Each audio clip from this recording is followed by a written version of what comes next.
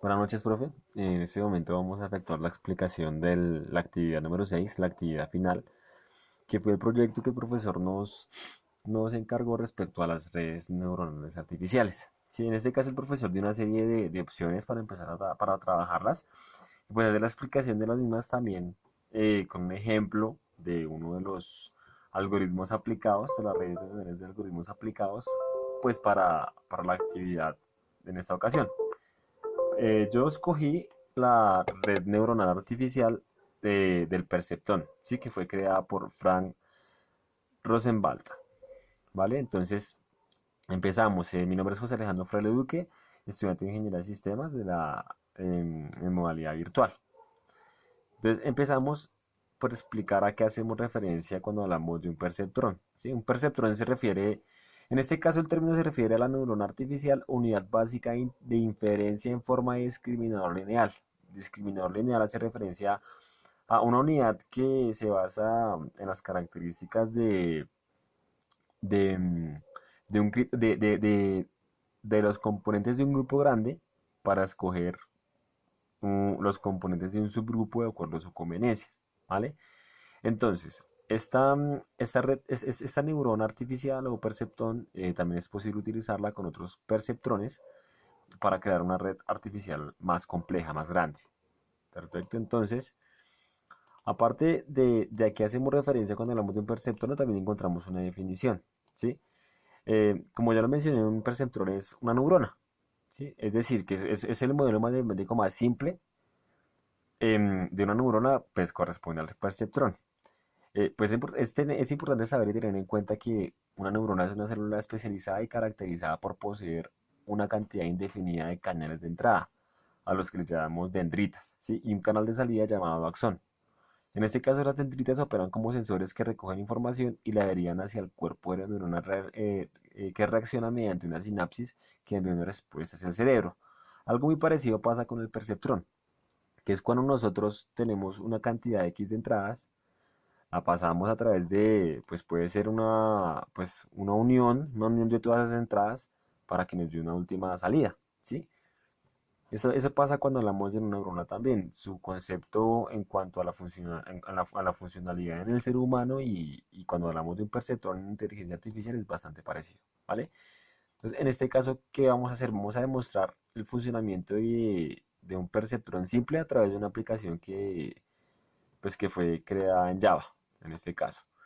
El objetivo de esta demostración es como mostrar cómo funciona un perceptrón. En este caso, pues el perceptrón funciona a través de cosas muy sencillas, en este caso simples. En este caso vamos a simular la puerta de entrada OR,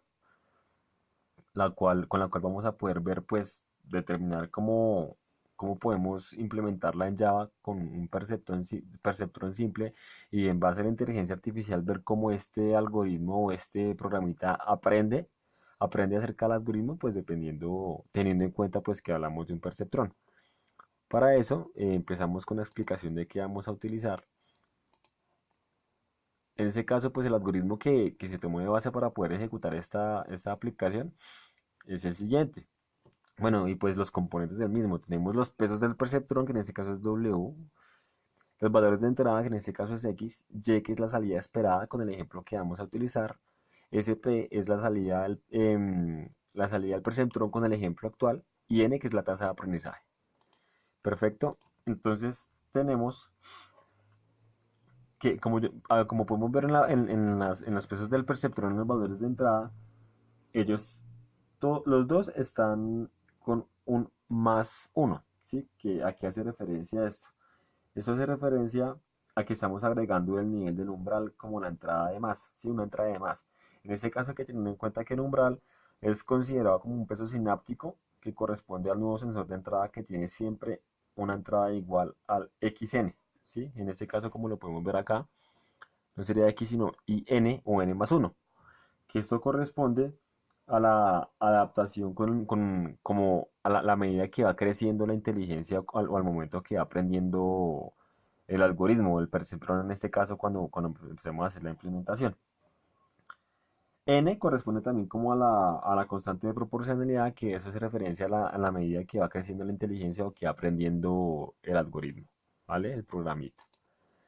Tenemos acá entonces que después de ya tener claras las entradas, empezamos con una inicialización de variables y pues el resultado final. En este caso pues empezamos con con las variables que en este caso podrán ser aleatorias. Para nuestro caso particular pues ya pusimos como ejemplo la entrada o la compuerta de entrada OR, que es como vamos a ver cómo funciona y cómo el algoritmo y el programita va aprendiendo a medida que se va ejecutando o que va empezando como a sacar cada bucle de proceso para mirar qué resultados da cuando hacemos las combinaciones entre positivo y negativo, ¿sí? Que es cuando tenemos la tabla de que cuando hablamos de la compuerta de entradador, sabemos que si tenemos 1 y menos 1, la salida va a ser 1. Si tenemos 1 y 1, la salida igualmente va a ser 1. Si tenemos menos 1 y 1, vamos a tener 1. Y si tenemos ambos negativos, en este caso menos 1 y menos 1, la salida va a ser menos 1. Y aquí pues ya tenemos el proceso como se describe de manera teórica en el algoritmo, pero pues ya llevado al programa ya es distinto. Pues en cuanto al tema teórico y vendrá siendo la explicación de este. Entonces aquí lo que nos explica es que cuando tenemos SP que ya explicamos, que es la salida del perceptrón en el ejemplo actual, esa salida va sumándose a medida que va cada bucle, que va llegando cada bucle, se va comparando con la salida esperada, ¿sí? Y así poco a poco, cada vez que se va ejecutando cada bucle, va recibiendo, y va arrojando una respuesta de acuerdo a cada caso propuesto o a cada una de las operaciones que se haga de acuerdo a la tabla o a la compuerta OR, él va aprendiendo y pues llega un punto en el que se estabiliza la red o el algoritmo del programa y ya me bota los resultados esperados. En este caso en NetBeans con Java lo programamos de la siguiente manera. Tenemos una clase pública en la cual primero declaramos las variables como los pesos, los objetivos, las entradas, el número de entradas que se va a tener y pues la tasa de aprendizaje como ya le habíamos declarado, que en este caso es n, la constante de aprendizaje. Y ahí para adelante ya empezamos a programar cómo vamos a obtener las entradas y los objetivos para que al final él empiece a hacer la operación y empiece a demostrarnos cómo podemos empezar a hacer los cálculos de qué resultado tiene que dar cada operación de acuerdo a la compuerta, ¿sí? Y después, con este test que se quedó acá, ya podemos ver los resultados esperados y mirar efectivamente cómo aplica o cómo aprende el algoritmo. En este caso, cuando lo ejecutamos, ya nos da unos resultados acá, si los podemos ver acá, y él empieza, ¿sí?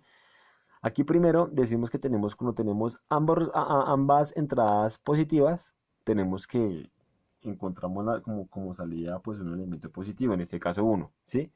Entonces tenemos que la calculada en este caso es 1, que sería lo mismo que la esperada, ¿vale? Ya cuando vamos al siguiente, que sería 1 positivo y 1 negativo, él ya nos da un error, ¿sí? Se supone que la esperada es 1, pero la calculada es menos 1, pero eso corresponde a que es un error.